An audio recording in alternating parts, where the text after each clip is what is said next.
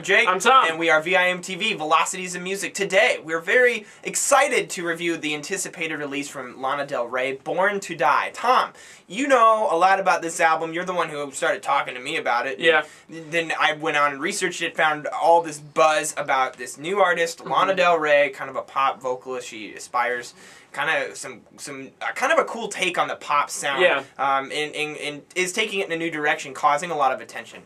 Mm-hmm. Yeah, and that's well, actually, I love that our fans tell us and turn us on to this music and stuff. When something new's coming out and they say, hey, you guys need to check this out, we always appreciate it. This was one of those albums where fans, were tweeting at us and asking us on Facebook and whatnot and in other comments on other YouTube videos of ours, hey, have you heard of Lana Del Rey? And I hadn't, so I went and checked this album out, and, I wasn't too keen on it, but I liked some things about it a lot, which obviously I'm going to get into more detail here in a sec, but I just knew right away, I was like, this is going to be a really fun album to talk about because there's a lot to say. Because as Jake said, she really is taking a pop sound in kind of a different direction, and there's some things that I really do like about it. But first, a little history on her. I'm no Lana Del Rey expert, but there's been a lot of buzz about this album even before it came out, and she actually had a very now famed Saturday Night Live kind of bomb of a performance that actually happened, I'm pretty sure, a couple weeks before this album came out.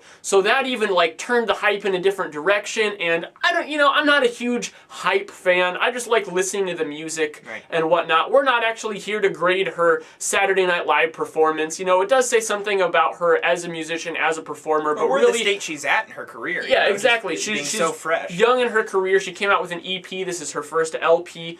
And so let's just, dive into the sound. And what some people are calling, I saw somewhere people were calling her the gangster Nancy Sinatra. Yep. And there's nothing gangster about this album at all. Not in the least. Especially when you have a song titled Diet Mountain Dew. Not at all. Right. Nothing gangster about it. And there is some kind of Nancy Sinatra kind of throwback, 60s, 70s pop, more in the image than anything. But really, she's just another pop artist, and it really comes through in the sound. Now, the sound itself, it starts out really interesting. I love that first track. It sets the tone for the whole album because it's got this, kind of almost trip-hop type beat that's really kind of slow-moving, a little edgy, sets a good tone, and then she comes in with probably her strongest vocal performance on that track.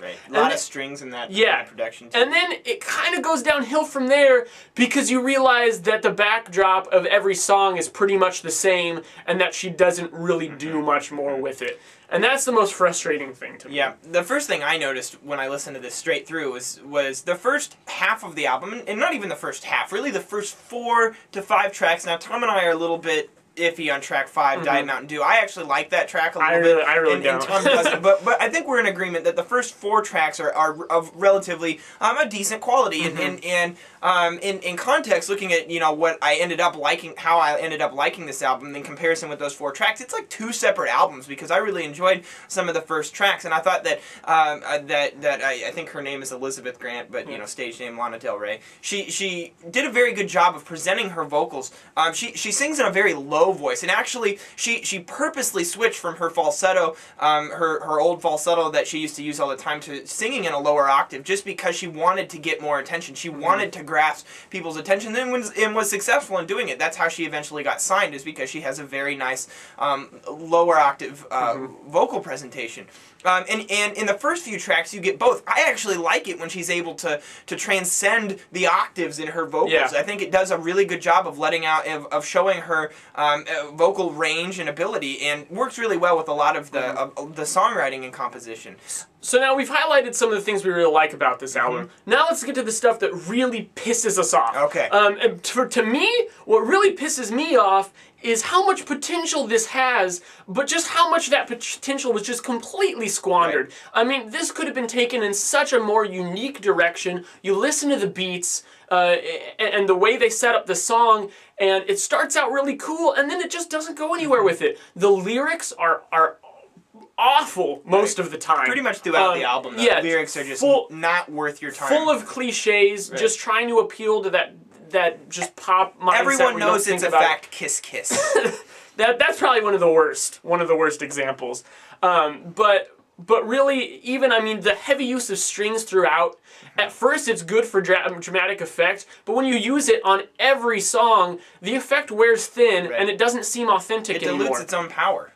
They also have these samples of guys yelling like, hey, yeah, in the background. That's on almost every song. Again, that gets really used old. once or twice, it can be an effective, especially in a pop song, it can be an effective production trick. And I think, I can't help but think like of what Sarah from Fantagram would have done with these songs. And so you think of it in like that mindset, or even like Beth Gibbons from Portishead. You know, you have these beats that have some potential, and then they're just completely, I feel like, crapped on it a lot of the time. And Tom, to me, what really was the killer is, you know, I'm enjoying this album through track 5, and then track 6, National Anthem, comes on, and here you have just this stale idea that's just being beaten to death in the corporate pop music world right now, where you just have the verse, chorus format. You guys know how much I love that, and just the most stupid chorus I've ever heard. And to tell you the truth, it's not just that song. The next 3 tracks, or the next 2 tracks after that, do it, and then they return to that format a couple tracks later. In literally most of the back half of the album is like that. It just seems like they had a few good tracks, and then they just filled it with filler when they wanted to make a full album. And to me, that just screams, you know, desperate attempt at getting popular and famous and making money. And you know, unfortunately, when you have a young artist who's talented in a voice and who has come out and stated that Britney Spears is one of her biggest influences, I mean, you know, corporate executives can take that buzz and hype and talent and run with it in whatever direction they want to go, which isn't necessarily most conducive to good music. Yeah, and the thing is, when I think about like a score, when I was really trying to think about this album and how I was going to grade it, it's tough because, as Jake mentioned, the first like 4 tracks, just those alone, I'd probably give like an upper 70s, maybe hovering around an 80. And then like the back half to 2/3, I'd probably give like a 48 or something. Right. So, you know, where do you find that balance? Well, for me, I'm going to go ahead and give it a 57. Right. I'm going to meet you there because I think that's where this album's at. There's a lot of potential here, but just it's unrealized at this point. There's a couple good tracks. That's really all I'm going to take from this album, and I will probably put it on the shelf and never ever come back to it. Just because, and just register that there's potential, and whenever there's future releases, I'll hopefully pick them up, and I hope that there's an improvement because this would be enjoyable. Now, what did you guys think about Born to Die? Lana Del Rey is a new artist. We were interested in your take on the music. Maybe you guys liked it a lot better than us. And specifically, you know, I know that we're very sensitive to especially me, the verse chorus format. I find that it's very stale. And if you don't feel that way, let us know. Let's have a conversation about it. Leave us a comment, www.velocitiesandmusic.com or youtube.com/velocitiesandmusic. Also, follow us on Twitter and like us on Facebook. That is where we do most of our communication with our fans. And you guys have an active role in what we do here at VIMTV. You guys are our main source for inspiration on what we should review, what we should be listening to, because let's face it, we're in Iowa here. We're kind of just closed off from the real world out there, so you got to help us out. That's about it. I'm Jake. I'm Tom. And we are VIMTV, moving music critique forward.